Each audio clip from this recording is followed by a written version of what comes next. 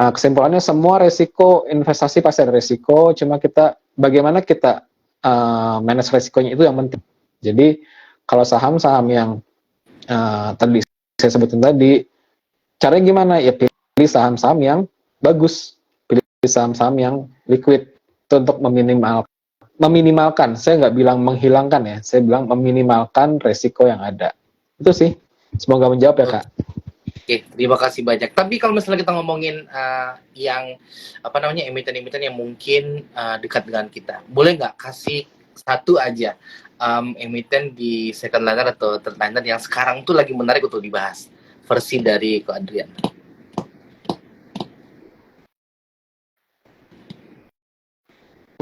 First liner atau second liner nih Kang Renggi?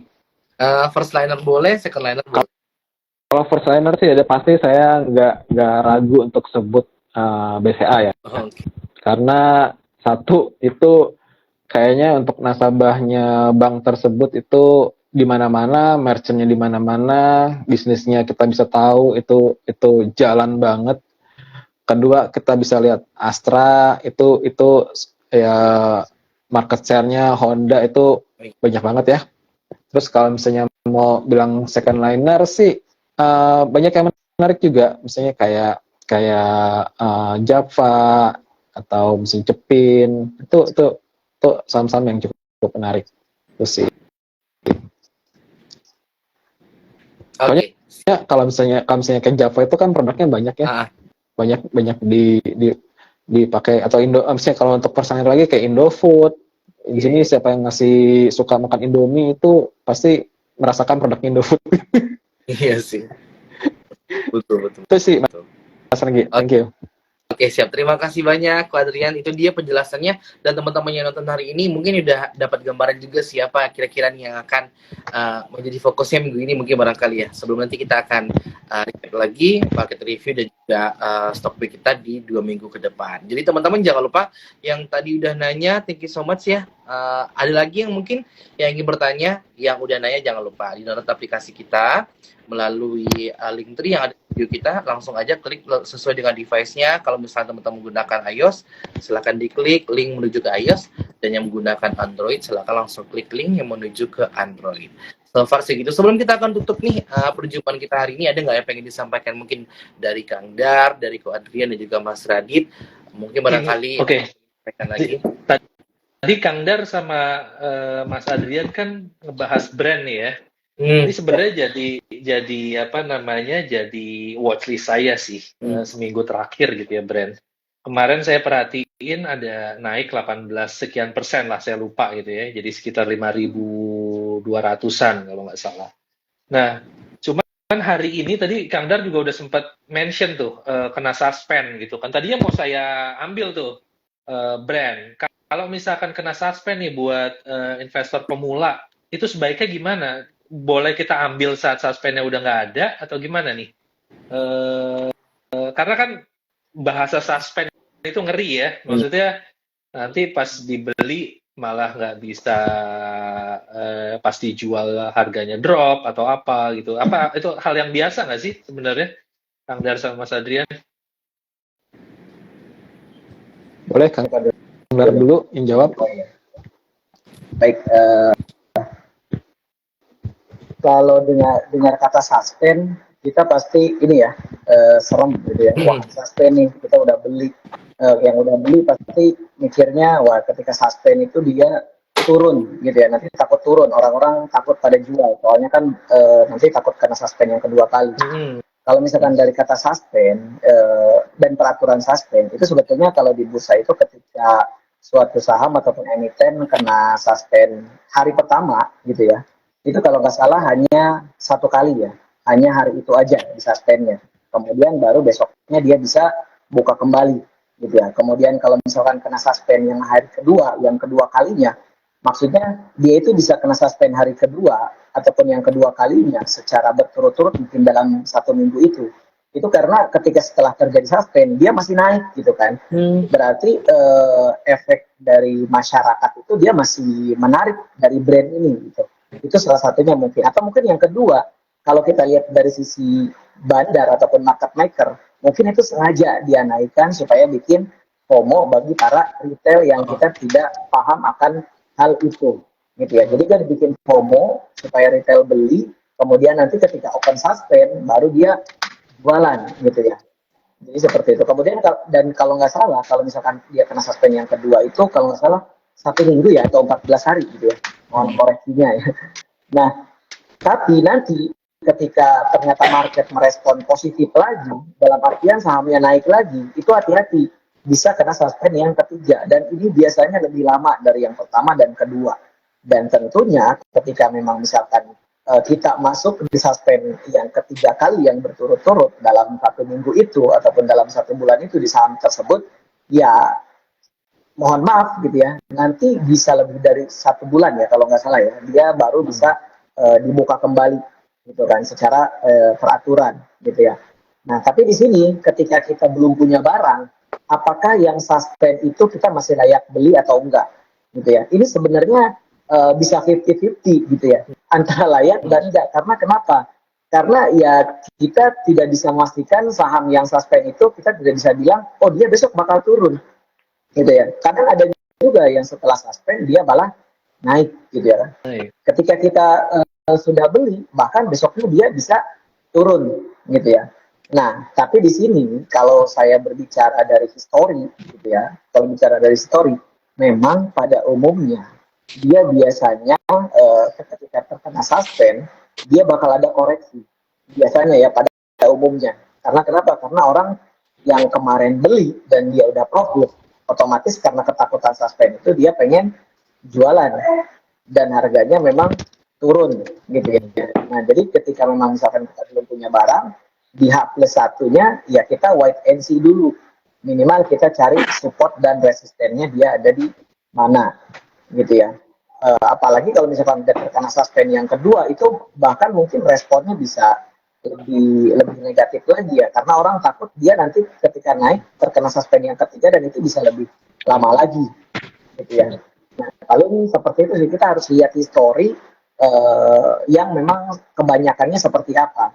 Cuman sederhananya kalau saya melihat teknikal, ketika ada suatu harga saham yang memang dia naik dan sudah naiknya cukup banyak, atau simpelnya dengan memakai moving average 5, MA5, itu pasti akan ada koreksi. Contohnya misalkan kayak brand gitu ya.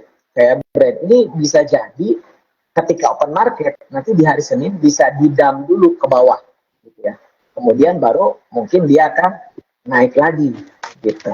Pasti akan ada koreksi karena dia naiknya udah lumayan banyak juga ya. Di atas MA5-nya kemarin naik sampai dengan 22%. Itu belum untuk saham brand. Kemudian kalau misalnya kayak di saham cuan juga, kalau nggak salah ini hari kedua ya, cuan itu kedua kalinya dia kena suspend kan, sebelumnya pernah ya di bulan ini kemarin 8, 9, 6 ya 6 ke 3 ya, ada dari 3 ke 6 dia sempat kena suspend. Sekarang yang kedua itu bahkan bisa lebih dari 7 hari. Ya, itu dia bisa lebih lama. Nah, ini juga kan udah lumayan tinggi gitu ya. Ya, kita alangkah baiknya tunggu ketika ada koreksi sehat terjadi. Yang terpenting dia tidak bikin lower low sih, seperti itu. Selama tidak bikin lower low, ya tren sederhana dari uptrend yaitu masih berjalan, di mana selalu membentuk higher high dan higher low. Nah, itu sederhananya seperti itu. Paling itu kalau menurut pandangan dari kita. Oke, terima kasih. siap. Thank you. Kemudian ada yang tambahkan mungkin? Oke, intinya sih saya setuju banget sama yang Kang Dar bilang, betul. Tadi soal suspend. Cuma kalau saya tanya, apakah saham yang disuspend masih layak dibeli atau enggak? Terus kalau kita sudah di dalam nih, kita harus ngapain? Setelah buka ya. Pertanyaan saya cuma 2 begini. 1, kenapa disuspend? Itu dulu. Apakah sebenarnya penyebab suspend itu banyak. Jadi salah satu yang paling umum itu volatilitas harga. Jadi harganya mungkin naik terlalu tinggi atau turun terlalu dalam tanpa sesuatu yang ada news dari korporasinya. Misalnya nggak ada hujan, nggak ada angin, kalau tiba-tiba dia bisa naik 20-30%, naik terus. Kecuali kalau ada aksi korporasi yang memaklumi, biasanya tuh bursa akan lebih ibaratnya ya terima lah. Jadi biasanya untuk suspend biasanya enggak. Jadi pertama, kenapa suspend itu dulu? Ada juga penyebab suspend lain tuh kayak belum kirim laporan keuangan atau belum ya mungkin ekuitas negatif dan sebagainya macamnya. Itu banyak kriterianya. Tapi kalau seandainya untuk volatilitas harga itu benar yang tadi Kang Dar bilang, ketika buka itu ada potensi naik, bisa turun juga. Jadi nggak pasti nih. Nah, pertanyaan kedua begini, apakah harus saya jual satu saham ketika dibuka atau saya beli? Nah, pertanyaan saya gini, kalau seandainya itu saham suspend kedua, kira-kira investor siap atau enggak? Pertanyaan itu. Nah, suspend pertama itu bisa 1 hari untuk cooling down. Ketika harga naik tanpa sesuatu yang corporate action yang bagus, dia bisa naik tuh biasanya ada cooling down dulu 1 hari. Nah, suspend kedua itu biasanya 1 minggu, 3 hari sampai 1 minggu. Nah, suspend ketiga itu biasanya 1 bulan lebih. Tadi yang seperti yang Kang Dar bilang. Jadi, pertanyaan saya gini, ketika ini saham naik, anggaplah naik lagi, dan tiba-tiba suspend kedua atau suspend ketiga, kira-kira investor siap atau enggak? Kalau nggak siap, mendingan dilepas dulu. Emangnya gitu. Jadi, ada 2 alasan tadi. Pertama, kenapa disuspend? Kedua, ketika dibuka, anggaplah dibeli atau di hold ya, kalau udah dalam. Kalau dia suspend lagi, kira-kira investor siap nggak? Kalau misalnya, oh ya saya siap kok untuk saya mau saham ini masih uptrend, jadi ya nggak apa-apa juga. Kalaupun suspend lagi, saya siap kok untuk tahan seminggu, ya nggak apa-apa juga. Gitu. Terus sih Mas Radit, semoga menjawab ya Mas. Bagi emiten sebenarnya itu ada kerugian secara reputasi nggak dengan status embel-embel suspend ini sebenarnya? Kalau kerugian reputasi kayaknya nggak terlalu impact ya. Karena itu kan lebih ke saham, pergerakan saham ya. Pergerakan saham. Kecuali kalau ada alasan yang major di balik suspend itu. Itu biasanya yang kena brand sih, kena reputasi name sih. Oke. Gitu. Atau kayak kemarin kasusnya Meta mungkin ya, yang minta dari perusahaannya dia minta suspend ya. Iya tuh sempet. Ya itu perusahaannya karena dia mau delisting ya, mau sukarela gitu ya. Nah itu dia minta, perusahaannya minta suspend ke bursa. Nah itu lumayan sampai dengan RUPS nanti di bulan Desember ya. Ya. Nah, Meta menarik juga tuh Kang, tergantung kalau misalnya FTO-nya itu di harga atas itu sih open bisa langsung terbang tuh Kang. Iya betul.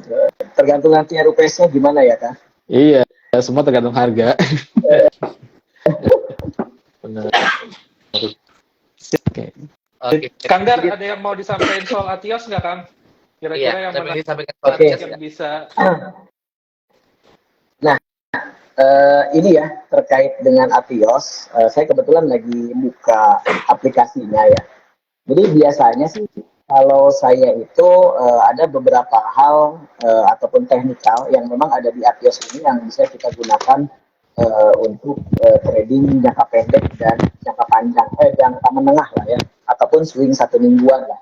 Nah, di sini ada beberapa indikator. Kalau saya sih sederhananya, saya yang pertama yang sering digunakan itu adalah screener dari success rate ya. Karena dari success rate ini kita bisa tahu saham-saham mana saja yang memang setiap hari itu dia masih konsisten dikasih naik gitu ya. Karena kan ibaratnya ini dia trading jangka pendek, berarti ya tidak perlu dia dapat ataupun pengen yang naik di atas 10% ya. Jadi minimal 2 sampai dengan 5% itu sudah cukup lah untuk trading harian. Ini bagi yang memang suka belanja sore ataupun memang belanja pagi. Nah kalau misalkan kita lihat dari sini di saham-sahamnya saham-saham apa aja, maka kita akan lihat dari posisi atas itu ada Aisyah yang tadi sempat di-mention di pertengahan acara kita ini ya. Ada Aisyah, kemudian ada Hoki. Tapi kalau misalkan kita lihat, mungkin dari beberapa saham ini memang ada yang secara teknikal dia itu sedang turun, sedang koreksi gitu ya. Tetapi memang ada juga yang memang sedang uptrend ataupun sedang naik. Nah, di sini dengan success rate ini kita tidak melihat secara teknikal dia sedang naik atau sedang turun. Tapi yang kita lebih perhatikan adalah kenaikan hariannya seperti apa gitu ya. Nah kemudian ada gula. Nah ini gula juga mulai masuk lagi ya ke sini. Sempat kemarin kan dia turun lebih dari 3 hari gitu ya, 3 hari turun dan dia udah lebih dari 50% turunnya. Nah ini mulai masuk kembali ke sini gitu. Jadi cocok untuk day trading harian untuk saham, kemudian di bawahnya ada fire gitu ya. Nah itu.